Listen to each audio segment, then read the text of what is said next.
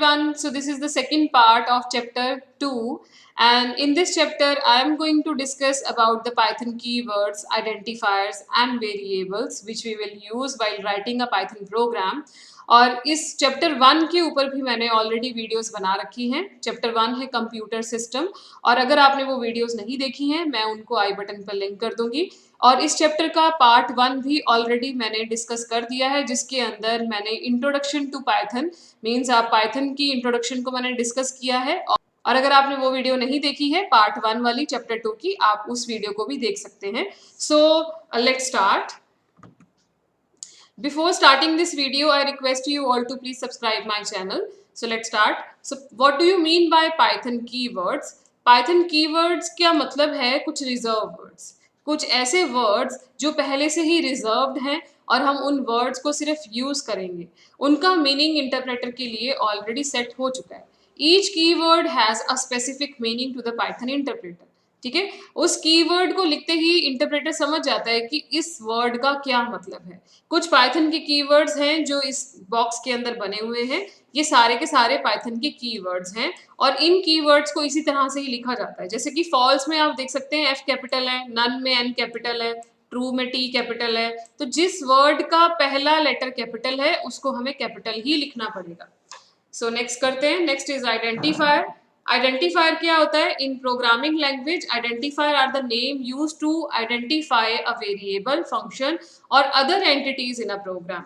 इसका मतलब ये है कि अगर आप अपना पाइथन का एक प्रोग्राम बना रहे हैं और उस प्रोग्राम के अंदर आप कोई वेरिएबल क्रिएट करना चाहते हैं, कोई फंक्शन बनाना चाहते हैं या फिर कोई और ऑब्जेक्ट क्रिएट करना चाहते हैं, तो जो ऑब्जेक्ट का जो भी आप नेम डिसाइड करेंगे that name is known as identifier. Identifier बनाने के कुछ रूल्स होते हैं. मतलब आप जब भी कोई नेम डिसाइड करेंगे तो उस नेम को डिसाइड करने के कुछ रूल्स होते हैं. तो उसका पहला रूल ये है कि that name should begin with an upper case और अ लोअर केस अल्फाबेट. कि आप जब भी कोई नेम बनाएंगे वो अपर केस से या फिर लोअर केस अल्फाबेट से स्टार्ट हो सकता है या फिर अंडरस्कोर से भी स्टार्ट हो सकता है. बस आइडेंटिफायर को कभी भी एक डिजिट से शुरू नहीं करना चाहिए. सेकेंड रूल ये है कि आइडेंटिफायर की जो लेंथ होती है वो जितनी आप चाहो उतनी हो सकती है. पर आप ये कोशिश करो कि जो भी प्रोग्राम आप बना रहे हो उस प्रोग्राम से रिलेटेड ही आपके प्रोग्राम के अंदर वेरिएबल के, फंक्शन के या फिर किसी और ऑब्जेक्ट के नेम होने चाहिए. थर्ड रूल ये है कि आप जब आइडेंटिफायर का नेम डिसाइड करोगे तो किसी भी कीवर्ड को आइडेंटिफायर की तरह यूज मत करो.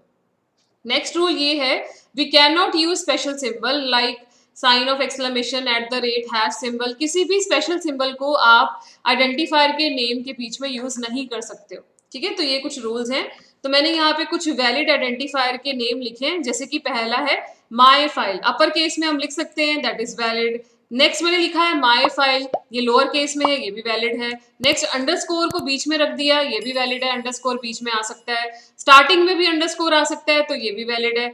और किसी भी आइडेंटिफायर के नेम को बनाने के टाइम पे आप बीच में डिजिट यूज कर सकते हो, लास्ट में यूज कर सकते हो, बट फर्स्ट प्लेस के ऊपर डिजिट नहीं होना चाहिए, तो इसीलिए ये भी वैलिड है. इनवैलिड में देखिए सबसे पहले मैंने लिखा है वन हेलो, तो वन हेलो मतलब स्टार्टिंग में वन नहीं आ सकता है, तो इसीलिए ये इनवैलिड है. Next is break. ब्रेक एक कीवर्ड है, उसको हम आइडेंटिफायर की तरह यूज नहीं कर सकते हैं. नेक्स्ट ट्रू, टी कैपिटल है, अगर टी कैपिटल है तो इसका मतलब ये कीवर्ड है, तो इसको भी हम आइडेंटिफायर की तरह यूज नहीं कर सकते हैं.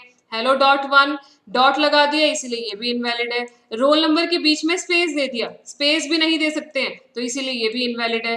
हेलो @1, ये भी इनवैलिड है क्योंकि इसमें कोई एक स्पेशल सिंबल हमने यूज कर लिया. तो इस तरह से ये कुछ एग्जांपल देके मैंने आपको समझाने की कोशिश की है. नेक्स्ट टॉपिक देखते हैं कौन सा है, दैट इज वेरिएबल. वेरिएबल क्या करता है? Variable is a storage area. ये एक ऐसा स्टोरेज एरिया होता है where you can store your different kind of data. इसका मतलब ये है कि अगर आप किसी वेरिएबल में नंबर स्टोर कराना चाहते हो, कोई स्ट्रिंग वैल्यू स्टोर करवाना चाहते हो, कोई डेसिमल वैल्यू स्टोर कराना चाहते हो, एक सिंगल कैरेक्टर स्टोर कराना चाहते हो, किसी भी तरह की वैल्यू को आप वेरिएबल के अंदर स्टोर कर सकते हो. Variable name should be unique in a program. अगर आपने एक प्रोग्राम के अंदर 3 वेरिएबल यूज किए हैं, तीनों का नेम यूनिक होना चाहिए, डिफरेंट होना चाहिए. आप सेम नेम से बहुत सारे वेरिएबल के नेम क्रिएट नहीं कर सकते हो. Next is in Python, We can use an assignment statement to create a new variable and assign specific value to them. मतलब जब भी आप एक वेरिएबल क्रिएट करोगे पाइथन के अंदर तो आपको इक्वल्स टू लगा के उसको कुछ वैल्यू देनी पड़ेगी, क्योंकि हम पाइथन के अंदर वेरिएबल को डिक्लेयर करने के टाइम पे डेटा टाइप नहीं लिखते हैं, जबकि बाकी की प्रोग्रामिंग लैंग्वेज के अंदर हम वेरिएबल को क्रिएट करने के टाइम पे स्टार्टिंग में डेटा टाइप डिफाइन करते हैं। तो पाइथन के अंदर ऐसा हम नहीं करते हैं, इसीलिए हमारे को यहाँ पे जो भी वेरिएबल क्रिएट करना है उसके साथ हम इक्वल्स टू ऑपरेटर को यूज करेंगे और कुछ वैल्यू को असाइन करेंगे। जैसे कि ये पहला वेरिएबल है जेंडर, जेंडर के अंदर क्या स्टोर कर रहे हैं, एक सिंगल कैरेक्टर स्टोर कर रहे हैं, तो इससे एक जेंडर वेरिएबल क्रिएट हो जाएगा और उसके अंदर एम जाके स्टोर हो जाएगा। उसके बाद है मैसेज, मैसेज एक वेरिएबल है जिसके अंदर कीप स्माइलिंग एक मैसेज स्टोर करवाया है। नेक्स्ट इज प्राइस, प्राइस एक वेरिएबल है जिसके अंदर 987.9 एक नंबर को स्टोर करवा दिया है, ठीक है। Variable must always be assigned values before they are used in a program, कि वेरिएबल के अंदर कोई ना कोई वैल्यू होनी चाहिए, नहीं तो एरर आ जाएगी वेरिएबल के अंदर अगर हम डेटा कोई भी स्टोर नहीं कराएंगे, otherwise it will lead to an error, नहीं तो एरर आ जाएगी। पर किसी सिचुएशन के अंदर अगर आप चाहते हो कि आप एक वेरिएबल क्रिएट तो करना चाहते हो पर आप उसके अंदर कोई भी वैल्यू स्टोर नहीं कराना चाहते हो, ठीक है, तो उसके लिए आपको क्या करना है, जब वेरिएबल क्रिएट करोगे तो वेरिएबल क्रिएट करने के टाइम पे उस वेरिएबल को नन से इनिशियलाइज करा दो। नन से इनिशियलाइज कराने का मतलब है ए इज इक्वल्स टू नन लिख दो। नन का मतलब होता है नथिंग, तो उससे क्या होगा, वेरिएबल भी क्रिएट हो जाएगा, एक बॉक्स मेमोरी के अंदर क्रिएट हो जाएगा, उस बॉक्स का नाम ए हो जाएगा, बट उस बॉक्स के अंदर कुछ भी स्टोर नहीं होगा क्योंकि हमने ए को नन से इनिशियलाइज कर रखा है। सो एक और मेथड होता है ये वेरिएबल को क्रिएट करने का।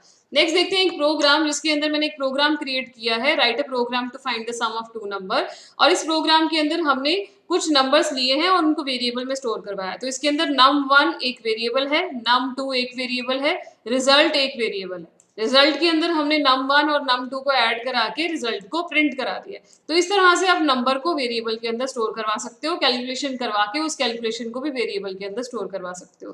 प्रोग्रामिंग के अंदर राइट साइड की वैल्यू जो होती है वो लेफ्ट साइड की वेरिएबल के अंदर जाके स्टोर होती है, ये प्रोग्रामिंग का रूल होता है, इसे हमेशा हमें याद रखना है। आफ्टर कैलकुलेशन जब आप अपने प्रोग्राम को एग्जीक्यूट करोगे, एग्जीक्यूट करने के लिए हम शॉर्टकट की यूज करते हैं F5। आइडल के अंदर, आइडल शेल के अंदर आप शॉर्टकट की यूज करते हैं F5।